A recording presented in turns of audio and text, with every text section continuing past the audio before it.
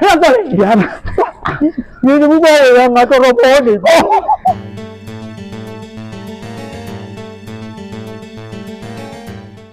哎，家里不乖。啊，ဦးလေးဘာတွေကြိုက်နေကိုမွေးကိုမေလောက်ရှိတဲ့ဟာကို 花。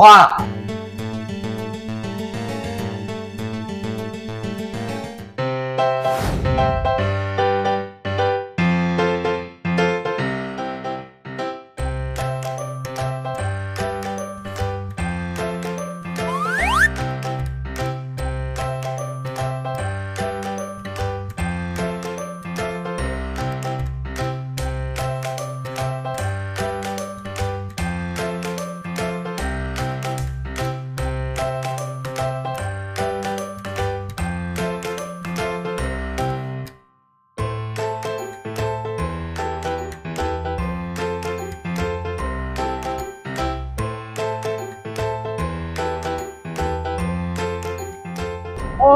累，你看那你家有多嘛？我们翻，干嘛嘞？我这么破呢嘛？你啥戏的嘞？我妈妈啥戏的？来嘛，别把人看了，你我妹妹讲我不是呀，你别把人看了，把你叫你啊嘞，我们真的都你我嘛说不呀。你那个你来吧啦，你过来老干，啊，那你把看来标准的，来标准的，妈呀，这鸡们来呀，标准的，我们路多门啦。哇，没少，多了你点呐，哇。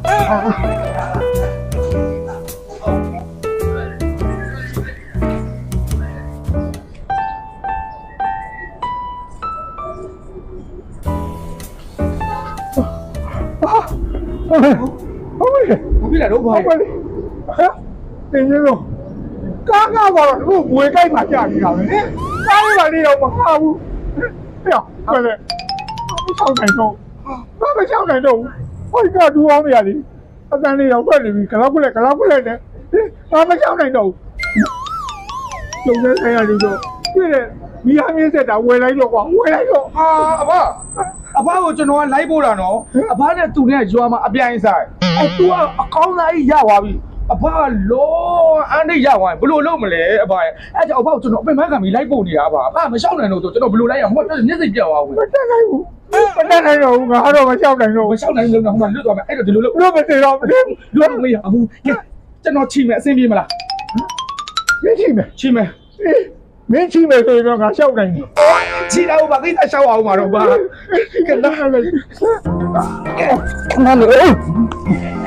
ညညပါပါလောအေးဘာလဲလို့ဒါမြင်သားဦးလေးရဲ့ဒုက္ခပဲ ဟက်က မကြောက်သေးဘူးလားအော်ရပါလေဟောမဆိုင်တော့တွေ့နေပြီဦးလေးလည်းဒုက္ခပဲတလန်းလုံးမင်းနေတော့ဘနာလေ Các ông đây. Ngã cả mòn. Mấy ngào lại tu mình bồ lại một chỗ này. Ngã cả mòn chết. Mấy ngà mòn chung. Bà cáo lắm thì. အော်ဦးလေးကလေဦးလေးရုပ်တုံးလေးပြောရတဲ့ဥစ္စာကိုဒုက္ခပဲဒါလေးမပြောရလဲဘာဖြစ်ဟဲ့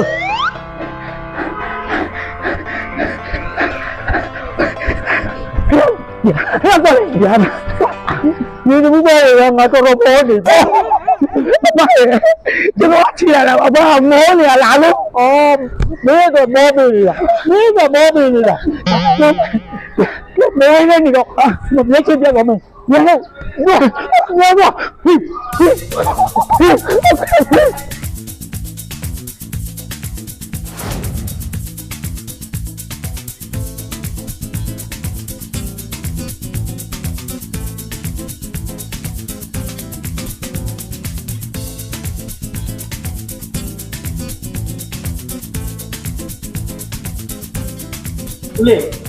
ဦးလေးလိုချင်တဲ့ပစ္စည်းကဒီဆိုင်မှာရောက်ပြီ Hò. Ở cháu bi. ရောက်ပြီဒီဆိုင် ဟုတ်ပါရှင်ဟုတ်ကဲ့ပါကျမတို့ကထွန်း20 electronic design မှာကြိုးစားပါတယ်ရှင်ဟုတ်ကဲ့တော့ Ê. Cha li vừa quay. ဦးလေးဘာတွေကြိုက်နေကိုမွေးကိုမေလောက်ရှိတဲ့ဟာကို Hoa. Bữa đi. Con mua cô zombie đi. တိတ်ပြီးတော့ဦးလေးဝယ်မဲ့ပစ္စည်းကအထဲမှာလာအထဲရောက်သွားမယ် လာပါဟုတ်ကဲ့ကျေးဇူးတင်တယ် မလို့ငါမျိုးကြရင်တွတ်နေနော်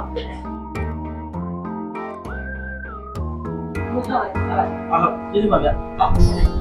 ကျေးဇူးတင်တယ် အဲ့ဒါတော့ရောက်ဦးရတာလာကျင်တယ်ဆိုလို့ဒါကျွန်တော်ကဒီလိုက်ပို့ရတာနော်ဒီမှာကြည့် Facebook မှာလည်းရှိတယ်ထွန်းတွန်ရဲ့ electronic ဆိုင်ဆိုဒီလိုလာကြမလို့ပါဦးရဲ့ online နေမှတော့မှမျိုးတွင်းဆိုရင်အိမ်နာရရောက်လိုက်ပို့ပြီးနေဆိုရင်လည်းကားတင်ပြီးတေချာစနစ်တကျထုတ်ပြီးတာဒါမှဦးအိမ်မှာထုံးမို့တယ်မဟုတ်လက်လီလက်ကားဖွင့်အောင်မလားထုံးဆိုင်နေပြီးတော့ဦးရကားတင်ပြီးနေပို့ပေးပါတယ်ဦးရ အရောက်ပို့တယ် အရောက်ပို့ပြီးတယ် လာကြမလို့လား မလို့ ဟုတ်မသိကြဲ ဦးရကိုယ်တိုင်ကြည့်နေတာယူတယ် ဒီတိုင်းနဲ့ဝင်သွားဒီတိုင်းအဘယူရတယ်တကောက်ကလိုက်ချောင်းလိုက်ရတဲ့ဆိုင်ဒီဘာနေဆိုင်ခဏစေးခဏဟေးပါဟေးပါမင်္ဂလာပါဗျာ အဲ့ဆိုတော့ဟုတ်တယ်ထွန်းနေမှာကြိုးစားပါတယ် ဟုတ်ကဲ့ပါတဲ့ရွာလို့ရတယ်တဲ့ကောက်ချီအောင်လေ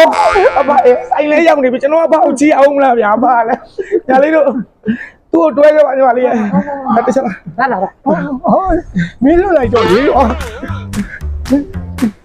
ဟာရ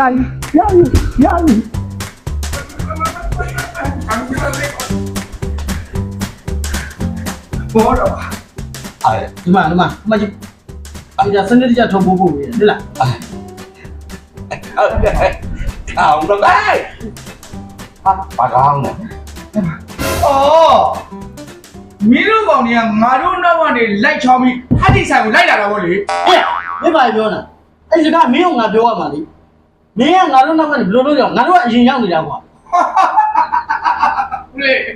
ကျွန်တော်တို့ဗျာသူတို့နောက်ကလိုက်ချောင်းပြီးလိုက်ကြည့်တယ်လားတင်နေလားမသိဘူးဟဲ့အောင်အဲ့ဒီထုံးဖို့ဆိုတဲ့လက်ထောက်နဲ့ပြည်စည်းဆိုင်ကိုငါမသိဘူးဆိုလူပြည့်အကျုံရောက်ကြသွားမှာပေါ့ဦးလေဘလို့တိလဲပြောပြလိုက် ရွာလေးကမင်းတို့ကလက်ဆောင်ပြီးတာပေါ့ကွာ ဟာဒီရရဘူးလို့ပေါ်ဒီတော့ပြောနေဘူးလို့ ခလေးဆိုလားဘယ်တော့မှမလိမ့်ဘူး ခရခလေးလားဗျာ တိတ်တယ်တိတ်ကနေကြီးကိုခလေးမဟုတ်မသိတယ်အမေကလို့ ဟေ့မင်းအောင်ဘယ်လိုပြတာလဲဦးလေးခေါ်လိုက်ဘာခေါ်လိုက်လဲ ဟောကျွန်တော်လည်းအစီအမီလို့ခေါ်တာကဦးလေးပါကြီးတာ ပြောအဲ့လိုဆိုကလည်းပြောချင်တယ်လို့ပြောမယ်ဟေ့ဝယ်ဟုတ်ပါတော့ ဟာရင်ကျဲတယ်လက်နဲ့ဟိုဘက်ထုံးနေ ကျွန်တော်လည်းပြောမှပြ ပြော ရ ရ တာ တယ်လို့မသိရပါလိမ့် အကြမ်းပါကြီး တယောက်ချတော့ ဟောဒုက္ခပဲဟိုဘက်တော့ပြောင်းနေ အော်ဦးရကျွန်တော်လိုက်ပို့တာလေဗျာဒီဘက်တို့လည်းခုံမမရှိတော့တာဦးရ ဘာဘူးဟောကလက်နဲ့ပြောနေတာ ဟောကျွန်တော်လည်းဘူးဒီကနေ့ပြောမှာ ရပါလား ကောင်းပြန်ရွှေ့ကြဝင်းဟာလာတမ်းပါကွာ ဒါတည်း အေးတောင်းရှင်းမဧည့်သည်တွေရောက်နေကွာတစ်ချက်ဝိုင်းရမ်းပေးလိုက်ပါဦးနော်ဒီကနေ့ပဲဖြစ်နေတာဟုတ်ကဲ့ပြပေးလိုက်နော် ဟုတ်ကဲ့ဟုတ်ကဲ့ဟုတ်ကဲ့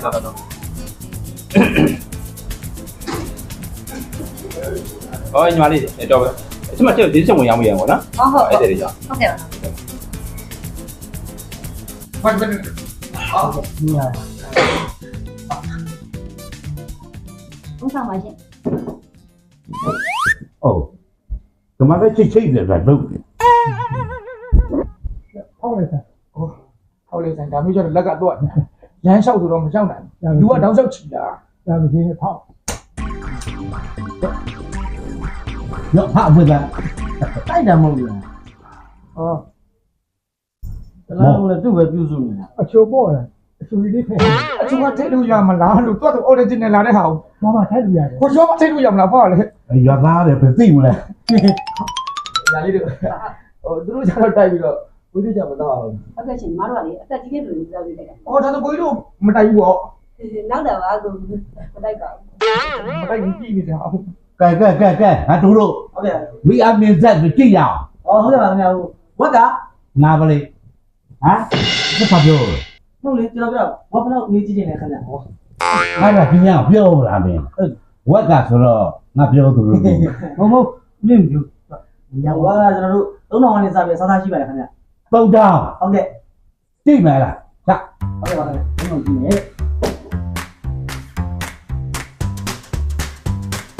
ဒီမှာပါခင်ဗျာ3000ဝက်ညမြင့်ဆက်လေးပါဒါလေးကတော့ကျွန်တော်တို့ auto menu နဲ့2မျိုးသုံးလို့ရပါတယ်ခင်ဗျာပြီးတော့သူ့ရဲ့အားသာချက်ကကျွန်တော်တို့ aircon တကောင်ကနိုင်ပါတယ်ခင်ဗျာကျွန်တော်တို့ပြီးတော့3000ဝက်မီယာမြင့်သက်ကိုဝယ်မယ်ဆိုရင်ကျွန်တော်တို့28 electronic ပစ္စည်းဆိုင်ရနေပြီးတော့200ဝက် inverter မြစ်တာလက်ဆောင်ပြီးပါတယ်ခင်ဗျာဟာကြိုက်နေပြီဒီအကြီးကွယ်လား โอเค ဒီသသေးလေးထားကြရတယ် ရတယ်မြစ်တာလက်ဆောင်ပါ ကြိုက်ဘူးလေယူပြီ သေးရော သိတာဘောပါရဲ့ တို့မှတ်ထားတာနဲ့တွေ့ဒီလိုဟာမျိုးကတို့အိမ်ငါပဲသုံးလို့ရ ဟုတ်တာဘောကွာဒါတို့အိမ်ကအကြီးဆောက်တော့လေအိမ်နာတစ်လုံးနဲ့တော့မှပွေ40ပွေ60စောက်လာတာဆိုတော့သေးနေတယ် ဟုတ်တယ်ဟုတ်ကြီးတာမရှိဘူးလား ကြီးရလို့တင်တာလားရှိတယ်ဝက်9000 ချလိုက်စမ်းဟုတ်ကဲ့ချလိုက်စမ်း ဟာဝက်9000ပါခင်ဗျာသူကအဲကွန်2កောင်သုံးလို့ရတယ် ဒီတော့တကောင်ပို့တာဗော ဟုတ်ကဲ့ ဟာဟုတ်ပြီဟုတ်ပြီ ရေခဲတက်တာလဲအကြိုက်တော့ ဟိုတဲ့ရေခဲတက်တာကပို့သုံးလို့ရတယ် ဟုတ်ကဲ့ဗျာ ကြိုက်သွားပြီဗျာကြိုက်သွားပြီ တော့9000ဝက်မီယာမြင့်ဆက်ဝယ်မယ်ဆိုရင်200ဝက်အင်ဗာတာတစ်လုံးလက်ဆောင်ပေးတယ်ဗျာ ဒါတော့ဟိုတဲ့ပို့ကြီးတာ ဟုတ်ကဲ့ ဟာဘာပြောစရာလို့လဲယူပြီလေ ယူလေ ဟုတ်တိုင်းဒီနှလုံးပေါင်းလောက်တရောင်လားအိမ်မှာမနိုင်ဘူး ဟောကွင်းလောက်ကျဲတဲ့အင်ကြီးဟာယူ ဟုတ်ရဲ့ကတူဒီတကြီးတော့မရှိဘူးလား ရှိပါလေ9500ဘွဲရှိပါသေးတယ် ဟုတ်လား ဟုတ်ကဲ့ ချ ဟောဒါဆိုတာ ရခိုင်ပါလေ ဟုတ်ကဲ့ ဒါလေးကတော့ဘွဲ9500မီယာမြင့်ဆက်ကလေးပါရှင်ဒီမီယာမြင့်ဆက်ကလေးကအဲယာကိုရေခဲတက်တာအကျိန်သုံးလို့ရပါတယ်ပြီးတော့သမင်းပေါင်းတွေလည်းသုံးလို့ရသေးတယ် ဟုတ် အဲ့ဒီအတွက်ခန္ဓာရည်အပိုကဒီမီယာမြင့်ဆက်ကလေးထဲမှာကြီးခွန်ကိုအသုံးပြုပေးထားပါတယ်ရှင် ရှယ်ပဲ ။အော်ဒီ9500မီယာမြင့်ဆက်ကလေးကိုဝယ်မယ်ဆိုရင်ချွန်း20 electronic ဆိုင်က1300 inverter လေးကိုလက်ဆောင်ပေးပါသေးတယ်ရှင်။200မဟုတ်ဘူးနော်ဦးလေး300 ကြိုက်ပြီလေယူပြီပေါ့ ယူရဲရပြည့်တယ်နော် သိတာဘောပါရဲ့သိတယ် ဘာလို့သုံးမယ်ဆိုရေရောကန်းအောင်သုံးလို့ဖြစ်ပါ ဟုတ်တာဘောပါရဲ့သားတို့ရေချိုးကပင်းနေရပတ်လေလောက်ထားတာလေဒါသေးနေတဲ့ ကြီးတာမရှိဘူး ဟုတ်ရှိပါတယ်ရှင်ရှိပါတယ်။ဝတ်တောင်းအားရှိပါသေးတယ်ရှင် ဟာတတော် ။ဟုတ်တောင်းအားပါရှင်။6သားဟုတ်ကဲ့ပါရှင်ဟုတ်ကဲ့ပါရှင်။ဒါရော ဒါရော သိလိုက်တော့ တိတ်လိုက်လေ သိလိုက် ဟုတ်ကဲ့တောင်းချမှာတော့ဒါသိမ့်မော် ဟုတ်ကဲ့ တိတ်လိုက်စမ်း ဒါလေဒါတော့လေဝတ်တောင်းအားပါရှင်။သူ့ရဲ့အားသာချက်ကတော့အဲကွန်4000နိုင်တဲ့အပြင် TV မီအကြိုက်သုံးလို့ရတာပါရဲ့။သူ့ရဲ့အားသာချက်ကတော့နောက်ပြီးတော့ကြီးကွယ်ပတ်ထားတဲ့အပြင်ကိုဒါကတော့တိုင်ခွက်နဲ့မဟုတ်တော့ဘဲနဲ့ဒီချစ်တဲ့ဖြစ်သွားပြီ ဒီကြည့်တယ် ။ဟုတ်ဒီချစ်တဲ့ ပြောရပါဒီကြည့်တယ်ဆိုတာရှိတော့မဟုတ်ဘူးလေ ကိုပဲတော့မှာလေ သွားတော့ဒီကတာတော့ ဟုတ်ကဲ့ဒီကတောင်းအားဝယ်ရတယ်ညီမတို့ကအိမ်မှာတာကို300အားပိုင်ဝမ်ကဝယ်လက်ဆောင်ပေးရပါရှင် မလို့တော့ဘူးလေအဲ့ဒါမလို့တော့ဟိုဒီကြည့်တယ်နဲ့တန်သွားပြီ ဒီဒီကျတဲ့ပဲသားတို့ကရွာမှာသုံးနေလေးပါရဲ့ဒါဆိုရင် မပြောနဲ့တော့ယူပြီဟိုင် ဒီချက်လေ ဟောဘလို့ digital လဲအုံနိုင် အေးအောင်တိုင်းကတူမထင်းတော့ဒီကောင်လောက်လည်းမနိုင်တော့ဘူး နိုင်လေဘယ်လိုလုပ်နိုင်မှာလဲဦးလေးရဲ့အရင်ချန်စီကိုပတ်ပတ်လေထုံးနေမီးတောင်မှဒီဝတ်တောင်းနဲ့မနိုင် ဟုတ်တယ်ဟဲ့ကတူလို့ဒီချက်ကြီးတော့မရှိ ရှိတာဘူးကြီး ရှိလား ရှိတာဘူး ဘလောက် ဟောတောင်းဝဲရှိတယ် တကောင်ကွယ် တောင်းဝဲ အခုချ အဲဒီအဲ့တော့ဒီဟာရော ပြန်တိုင်းလာနေ ရွှေကြားရေ ဟမ် သိန်းနဲ့ ဟုတ်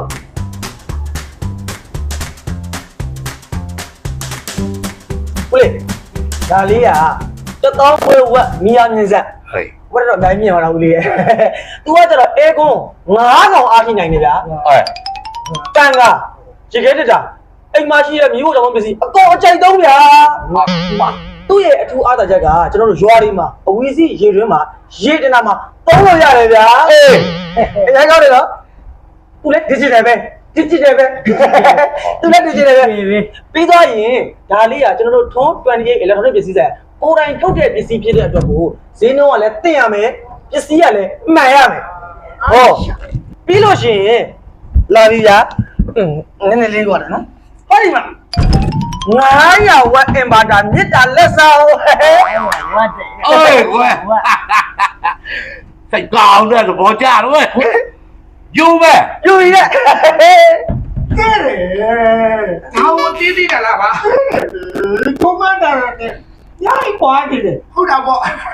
အဲ့ဒီနဲ့ကြည့်ရမရှိဘူး 2000ဝက်ရှိတယ်ဗျ2000ဝက် တော့မပြော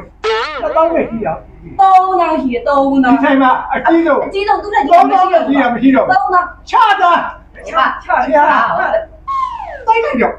တိုင်းလိုက်တော့ တိတ်လိုက် ဒါပြည့်ရေအိမ်လိုက်တဲ့မြင်သူမြင် ဟောတော့ အဘတမျိုးဆိုင်မှာဝက်3000အေးဒါအကြီးဆုံးဒီဆိုင်ထဲမှာသူ့ထက်ကြီးတဲ့ဝက်တော့မရှိတော့ဘူးဗျ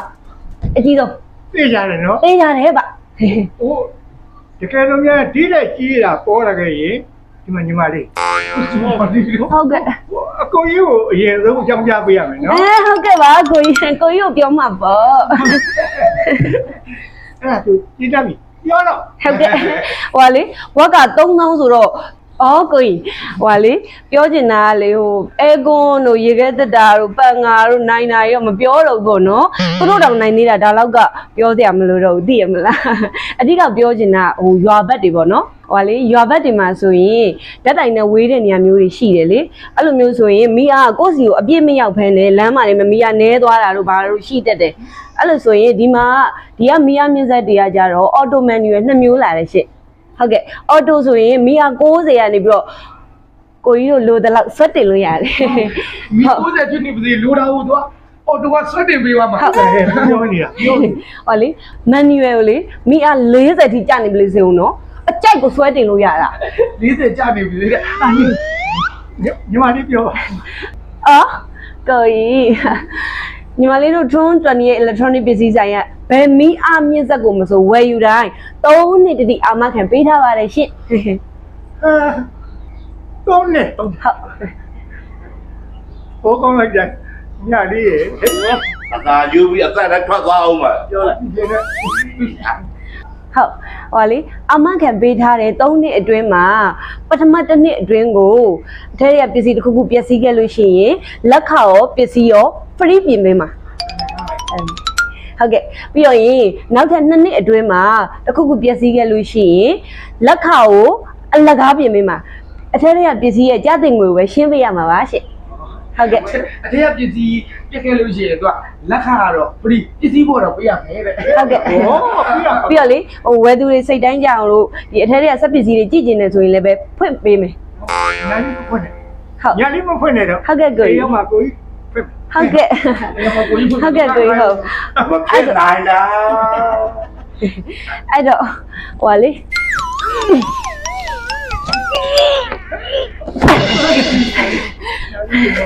ဟိုလေနေရာမျိုးစဲ3000ဝက်ဝယ်ဒါနဲ့အင်ပါတာ1000ဝက်လက်ဆောင်ပေးမှာဟုတ် ဟိုကောင်းလိုက်ကြညလေးရေ 1000ဝက်1000ဝက် ယူမလားမယူလားအဲ့ဒါပဲပြောလိုက်တော့ဟာရ ညလေး ဟုတ် ဟိုယူမယ်နော်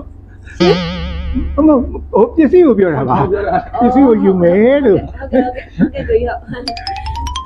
ဟုတ်တိုင်း ရောက်လေ ဒါမျိုးနှလုံးယူလိုက် ဟုတ်လေနှလုံးဆိုတော်ပြီဗောနှလုံးဘာလို့ တစ်လုံးတော့မလောက်ဘူးနှလုံးငါတို့နှလုံးထားမယ်ဩမဖတ်သားလဲလေငါနှလုံးယူရင်ကြွားမှာသူ့နဲ့ငါကြာတော့ဗော ဟောမလို့ပါဘူးတစ်လုံးဆိုရပါတစ်လုံးပဲယူ နှလုံးယူမယ် တစ်လုံးပဲယူလို့ ယူမယ် ဟောတစ်လုံးပဲယူလို့ပြောနေကောင်းကောင်းပြောလို့ရမြန်ငါသွားပြောကြလိုက်မှာနော်တစ်လုံးပဲယူ အေး ပြောတစ်လုံးပေးလိုက် ဒါတော့ အဲ့ပြန်သိမ်းလိုက် ဟိုသိအောင်မှာ ဟောမသိမ်းမင်းကငါဆွဲထိုးလိုက်အောင်မယ်သိမ်းဆိုသိမ်းလိုက်ချင်းမင်းရလေ ဒါမျိုးတစ်လုံးချ ဟုတ်ကဲ့ဟုတ်ကဲ့ ရတယ်ဟိုပစ္စည်းကနည်းနည်းဒီလုံးနေတာလဲဆိုငါပါတဲ့ငွေနဲ့နည်းကွာနေတယ်ဟိုအဲ့တော့မင်းငါပတ်ရပါလား ဟောဟာလေဘယ်လိုလုပ်ပါမှာတော့အဘခေါ်လူလိုက်လာတဲ့ခါကိုပြော ဟာပတ်စံပါပါလေဘာပစ္စည်းပါလဲလို့ပြောနေတာပေါ့ကွာ ဖုံးမဲပါတယ်လေးပါ အေးမင်းဖုန်းဘယ်လောက်တန်း ငါသိရင်ကိုတန်း ဟာငါမှာဒူတာက ဟောလေဘယ်လိုလုပ်ပါမှာတော့အဘခေါ်လူလိုက်လာတဲ့ခါကိုပြော 5000တန်း ဟောဟာလေဘယ်လိုလုပ်ပါမှာတော့အဘခေါ်လူလိုက်လာတဲ့ခါကိုပြော 5000တန်း ဟောလေဘယ်လိုလုပ်ပါမှာတော့အဘခေါ်လူလိုက်လာတဲ့ခါကိုပြော 5000 3သိန်းနဲ့လူတာမင်းဖုန်းကို3သိန်းနဲ့သွားရောင်းစား အော်ဘာလို့ရောပါတော့ဘာလဲ ရောင်းသူရောင်းရမှာကွာ မရောပါ မင်းပြောမယ်ညာလေးကြသွားလို့ငါ့ကိုအထင်သေးသွားဘူး ရောင်းမဲ့အမရဲ့ရောင်းမဲ့တောင်းမဲ့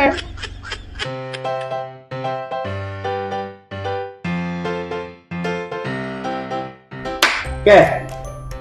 ထုံးမီအမြင့်စက်နဲ့တွေ့မှာပဲကျုပ်ဘုရားပါရာဆိုပြေသွားပြီပြို့ ဒီအချိန်ဒီကာလမှာ discount တွေရှိတာဖြစ်တဲ့အတွက်ထုံမီယာမြင့်ဆက်ကိုဝယ်ယူဖို့မမေ့နိုင်ဘူးနော် ပစ္စည်းမှန်လေးလုံးမှန်လားစော20တဲ့ electronic ပစ္စည်းလိုက် မီယာမြင့်ဆက်ကလုံးဝယ်ယူတိုင်းအင်ဗာတာကလုံးလက်ဆောင်ပေးနေပြီ ရန်ကုန်မြို့တွင်းဆိုရင်တော့အိမ်ရောက်ဝန်ဆောင်မှုပေးပြီးတော့နယ်မြို့တွေဆိုရင်တော့ကားတင်ပေးပါရရှင်လက်လီလက်ကမှာယူလိုပါကသွန်းပတ်တီအီလက်ထရောနစ်ပစ္စည်းတိုင်းကိုဆက်သွယ်လိုက်ပါရှင် မိသက်မှလည်းမကြောက်အောင်မိကြတော့မှလည်းမကြောက်ရဘူး မီယာမြစ်ဆက်တွေကိုထုံးကနေပြီးတော့ကိုယ်တိုင်ထုတ်လုပ်တာဖြစ်တဲ့အတွက်မလို့ဈေးရလဲကန်ဈေးရလဲမှန်ဝယ်ယူဖို့မမေ့နဲ့နော် အားလုံးအဆင်ပြေပြီဆိုတော့တက်တဲ့ ဗျာ ငါပြန်မယ် ဟော ငါ့ကိုချီ ဟောချီအောင်မလားအမရဲ့ ချီရမှာပေါ့ရှားမရှိတဲ့ချီဆိုချီ